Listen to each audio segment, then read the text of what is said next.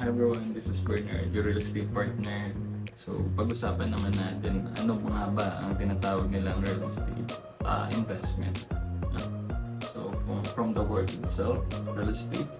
So, real estate is a land or establishment. No? Establishment like SM, like house, schools, offices, and many more. Yan ay isang part kung sa tinatawag nating domestic property.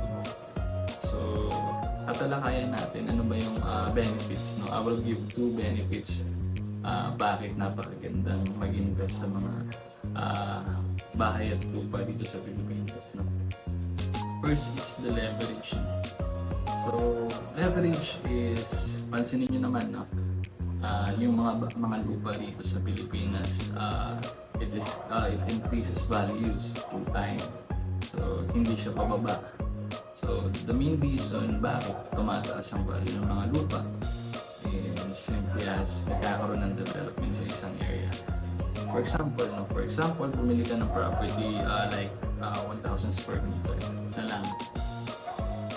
So, for example, natayuan siya ng mga schools, natayuan siya ng mga offices, ng mga establishment, mga SMs. The property that you have right now will automatically increase.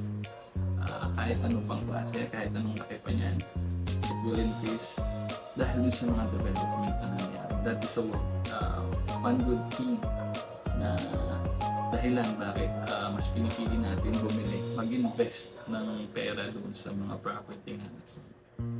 The second one is the safe investment. No? Ang property, nandito lang yan. Hindi umaalis yan, hindi tumatakbo, hindi lumilipat ng lugar din dyan lang yan. The one good thing about property is marami kang option, no, to generate income. Example lang na so, if you have a property, then malapit sa mga establishment, no, magpatayo ka ng bahay.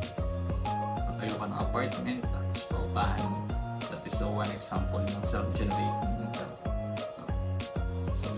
Ayun yung mga mahalagang bagay na dapat natin i-consider pag bibili tayo ng property. Thank you for watching. I hope nag-enjoy kayo and may natutunan kayo sa topic natin for today. And yun lang. Bye-bye.